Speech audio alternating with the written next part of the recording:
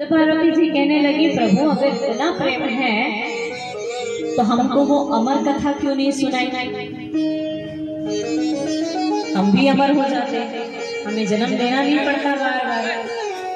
ओहो, भोले बाबा ने सोचा कि अमर कथा के बारे में किसने बताया भाई पार्वती को। आंखें बंद लगा के देखा तो सारा दृश्य समझ आ गया। नारद जी आए थे पार्वती के पास, अमर कथा की चर्चा करी है। वाह वाह, ब्राह्मण देवता जहां भी आते हो काम बिगाड़ के चले जाते हैं। अब भोले बाबा ने सोचा अब आग ठंडा करना पड़ेगा। भोले बाबा कहते हैं, देवी अमर कथा के बारे में हम तुमको भी सुनाएंगे, क्यों नहीं सुनाएंगे? पार्वती कहती वो तो हम सुनाना ही पड़ेगा, लेकिन हम तो ये पूछ रहे हैं कि अब तक क्यों नहीं बताए, अब तक काहे को नहीं सुनाए? भोले बाबा कहते हैं, देखो देवी, ये ऐसी वैसी कथा नहीं है, बड़ी रहस्यमयी गुप्त कथा है, पर्सनल। हर किसी को ये कथा नहीं बताई जाती। भोले बाबा कहते हैं कि इस कथा के नाम से समझ जाओ कि इस कथा का क्या महत्व है। नाम है अमर कथा, यानी जो ये कथा सुने वो अमृत को प्राप्त हो जाता है, अमर हो जाता है। इसीलिए ये कथा गुप्त है, पर हम अब आपको ये कथा जरूर सुनाएंगे। माता पार्वती को लेकर के कैलाश की चोटी पर भोले बाबा जी पहुंच जाते हैं। ध्यान से सुनो। अब क्योंकि इस गुप्त कथा को कोई दूसरा जीव नहीं सुन सकता, तो भोले बाबा कैलाश के सारे जीव जंतुओं को, पशु पक्षियों को भगाने के लिए एक बार ताली बजाते हैं, ऐसे। हाँ, भोले बाबा ने ऐसे ताली बजाई तो सारे जीव जंतु, पशु पक्षी कैलाश छोड़ के भाग गए। अब पार्वती जी बैठी, अब प्रारंभ होने वाला है कथा, ध्यान से सुनना। भोले बाबा कहते हैं, देवी इस कथा में एक गड़बड़ी होती है, सावधान रहना। जब ये कथा सुनाई जाती है ना, तो बीच में निद्रा देवी परेशान करती है कि तुम कथा ना सुन पाओ। हो सकता है तुमको भी नींद आ जाए, इसलिए जरा सावधान होकर कथा सुनना। पार्वती जी कहती है, ठीक है बाबा, हम सावधान होकर कथा सुनेंगे। हमको भी 2-3 घंटे की कथा में बीच में नींद आने लगती है ना? ये परेशानी जरूर आती है कथा में, निद्रा देवी आके परेशान करती हैं।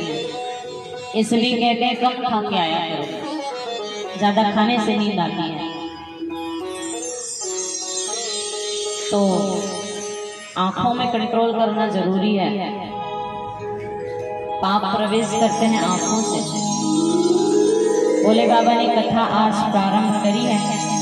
उसी समय वो सुख जिसको राधा जी ने भेजा था, ठाकुर जी ने भेजा था ना कि जाओ कथा सुनाना हमारे भक्तों को, वही सुख राधा जी का तोता आया कहाँ? कैलाश में। और उसी समय एक अंडे के रूप में वो बैठ गए पेड़ के ऊपर, सुख के अंडे के रूप में। और जिस समय कथा प्रारंभ होने वाली थी, उसी समय वो अंडा फूटा और वहां से तोता बाहर निकला। अब भोले बाबा कहते हैं, देखो पार्वती मैं कथा सुना रहा हूँ, लेकिन तुमको कहीं नींद ना आए, इसलिए तुम एक काम करो, बीच बीच में बोलते रहना, हाँ स्वामी, स्वामी, हुंकार देना मुझे, है ना, बीच बीच में, हाँ स्वामी, ठीक है स्वामी, तो मैं समझ जाऊंगा कि तुम कथा सुन रही हो। क्योंकि मैं कथा में भाव विभोर हो जाऊंगा, मेरी आंखें बंद हो जाएंगी, तो मुझे समझ नहीं आएगा तुम सुन रही हो या नहीं, पता नहीं चलेगा।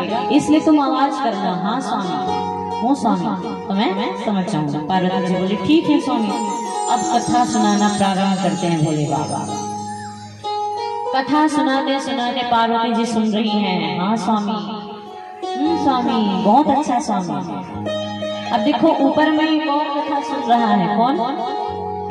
तोता। तो तोते में एक खासियत होती है कि जब कोई शब्द बार बार सुनता है ना, तो वो दोहराने लगता है, बोलना सीख जाता है ना तोता।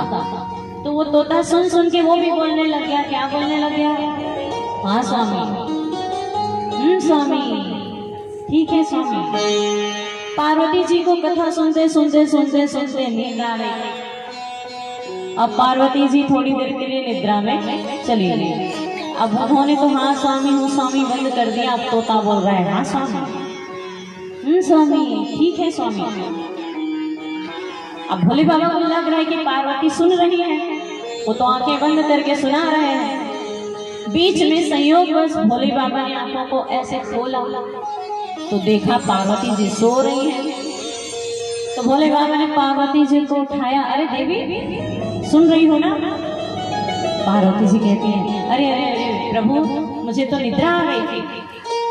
भोले बाबा ने कहा अच्छा तुम सो गई थी? बोले हाँ हम तो सो गए थे। कौन सी कथा सुना रहे हो आप? भोले बाबा कहने लगे तुम सो गई थी तो हमको इतनी देर से हाँ स्वामी हूँ स्वामी कौन कर रहा था? तो पार्वती जी कहती है मुझे तो नहीं पता, इसका मतलब कोई और भी है यहाँ पे, हमने तो कैलाश खाली करवा दिया था, कौन आया? भोले बाबा ने इधर उधर देखा, ऊपर की ओर देखा तो पेड़ की डगाली में तोता बैठा है और कह रहा है हाँ स्वामी हूँ स्वामी। अब तो आया भोले बाबा को गुस्सा, अपना त्रिशूल उठाया, तुम्हारी इतनी हिम्मत कि तुमने हमारी अमर कथा चुरा ली, और मारने के लिए दौड़े भोले बाबा। तो तोता भागा, भागते भागते भागते तीनों लोग में घूम लिया, लेकिन किसी ने आश्रय नहीं दिया क्योंकि पीछे भोले बाबा है। अब भोले बाबा से कौन शत्रुता मोड़ ले, इसलिए किसी ने जगह नहीं दी तोता को। अब तोते ने सोचा कि राक्षसों से खतरा हो तो देवताओं के पास जाते हैं, यहाँ तो महादेव से ही मुझे खतरा है, अब कौन बचाएगा? ब्राह्मण देवता बचाएगा। धरती में आया सीधे व्यास जी के आश्रम में, तो उनकी पत्नी बैठी थी उस समय, ठीक मुंह खोल के जम्हाई ले रही थी जोर से।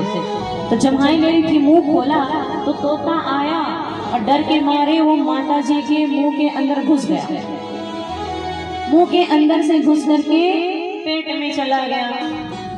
पीछे से भोले बाबा त्रिशूल लेके पधारे व्यास जी के आश्रम में। बाबा ने देखा ओ शिव शंकर भोलेनाथ का दर्शन हो रहा है आज हमारे आश्रम में, प्रणाम प्रभु, कहिए कैसे आना हुआ?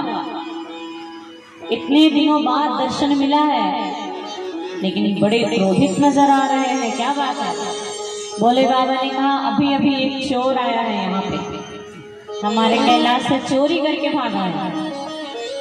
व्यास जी ने कहा चोर? आपके घर से चोरी?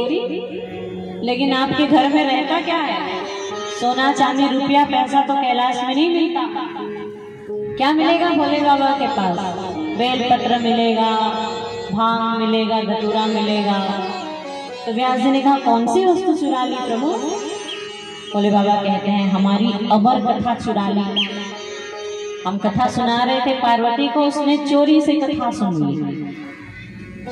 चोरी से कथा सुनना मतलब अभी भी जो लोग माइक के आवाज से कथा सुन रहे हैं ना, कथा घर में बैठे बैठे खाट में आराम से, उसको कहते हैं चोरी से कथा सुनना। यहाँ बैठकर कथा सुनना है ना, कथा को चुराना नहीं है। बोले अमर कथा चुरा ली, मैं उसको मृत्यु दंड दूंगा, मार दूंगा। तो खिलखिला के व्यास बाबा हंस पड़े, अरे अरे अरे सही नाम रखा है लोगों ने आपका, भोला। इतने भोले हो, इतने भोले हो कि आपको ये भी नहीं पता कि जिसने अमर कथा सुन ली उसको अब कोई नहीं मार सकता, क्योंकि वो तो अमर हो गया।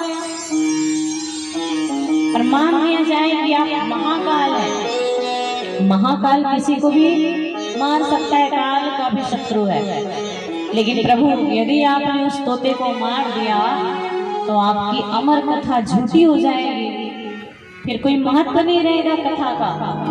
भोले बाबा ने कहा ये तो हमने सोचा ही नहीं, क्या करें? हाँ ठीक है, हम इंतजार करते हैं जब वो तोता देवी जी के पेट से बाहर आएगा ना, हम उसको बंदी बना के कैलाश में बांध के रखेंगे ताकि वो दूसरे को ये कथा ना बताए।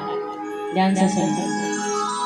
व्यास जी कहते हैं अहो भाग्य उस बालक के जो बचपन से कैलाश में भोलेनाथ के सानिध्य में रहेगा। बड़े बड़े संत महात्मा ऋषिगण समाधि लगाते हैं हजारों हजारों माला जप करते हैं, लेकिन शिव शंकर की एक छवि का दर्शन नहीं कर पाते। उन भोले बाबा के सानिध्य में जो बालक रहेगा उसके सौभाग्य को कौन वर्णन करे। भोले बाबा इंतजार करने लगे। माँ के पेट से बच्चा कितने समय बाद बाहर आ जाता है? 9 महीने बाद, है ना? 9 महीने में बच्चा आ जाता है बाहर। भोले बाबा कहते हैं हम 12 महीने इंतजार करेंगे। 12 महीने का टाइम देते हैं। अंदर से तोता सब सुन रहा था बातें। वह सुख बालक बोला, हे भोलेनाथ, आप 12 महीने की समाधि लगाते हो, हम यही माँ के गर्भ के अंदर 16 महीने की समाधि लगाएंगे। 16 महीने तक बाहर नहीं आएंगे। अब 9 महीने तो निकल गए, 12 महीने निकल गए, बच्चा नहीं आया। व्यास जी ने कहा, जाइए प्रभु कैलाश लौट जाइए, दया करिए उस बालक पर। तो भोले बाबा आज त्रिशूल लेकर के वापस कैलाश में आ गए। लेकिन इधर माँ परेशान है कि ये बच्चा तो बाहर ही नहीं आ रहा है। स्वयं भगवान नारायण आए, कहने लगे बेटा बाहर आओ, माँ को तकलीफ मत दो।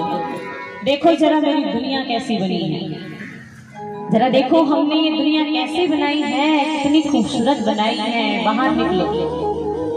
सुख बालक कहने लगा, प्रभु यही तो विडंबना है, आपने ये संसार इतना प्यारा बनाया है कि जो कोई यहाँ आता है माँ के पेट से बाहर निकल के, वो आपको भूल जाता है। वो भूल जाता है कि आप ही सब कुछ हो, ब्रह्मांड नायक हो, सबके स्वामी हो। माया आपकी जगड़ लेती है और उसकी बुद्धि बिगाड़ देती है। तो मैं भी इस माया के चक्कर में नहीं आना चाहता, इसलिए मैं अंदर ही ठीक हूँ, मुझे बाहर मत बुलाइए।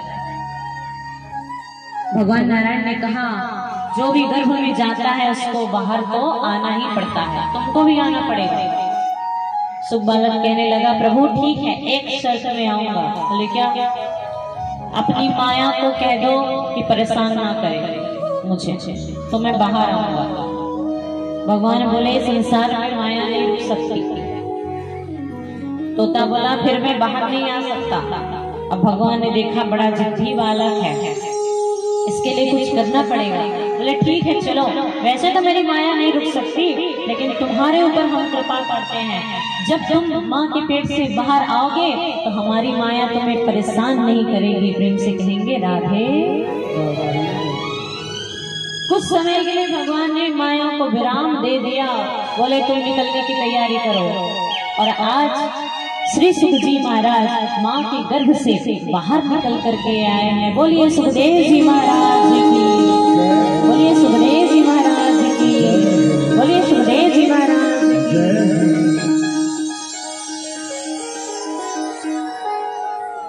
यम प्रवजंत मनुपेतम पेत कृत्यम द्वैपायनो विरह कातर आतुहावा स्तंभं सर्वभूत हृदयम मुनिमानतोस्मि। आज सुखदेव जी महाराज पैदा होते ही कौन मैया कौन बाबा, कोई मोह माया नहीं, सीधे निकल पड़े जंगल की ओर। ऐसा अद्भुत बालक सृष्टि में पहली बार पैदा हुआ जिसको पैदा होने पर माया नहीं लगी।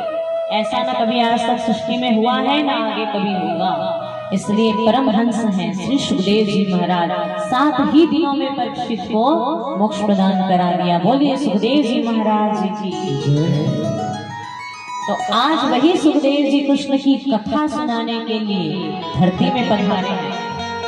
परीक्षित को माध्यम बनाया, परीक्षित के माध्यम से हम सबको वो कृष्ण रस पिलाने के लिए आए हैं।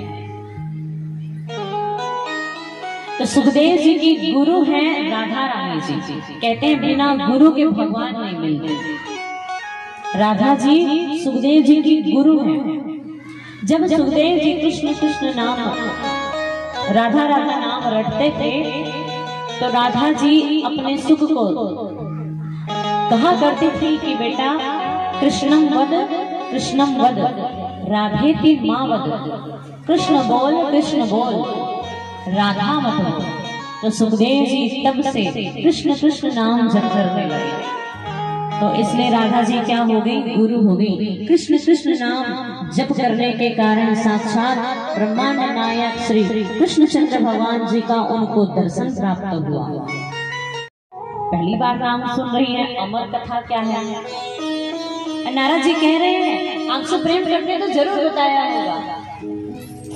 नारद जी की बातों को सुन करके शंका में पड़ गई पार्वती जी कि भोले बाबा मुझसे इतना प्रेम करते हैं लेकिन आज तक अमर कथा तो नहीं सुनाई। अब नारद जी कहने लगे अच्छा माता मुझे जरा देर हो रही है, मैं चलता हूँ, क्योंकि मेरा काम तो हो गया, आग लगाने का था, लगा दिया।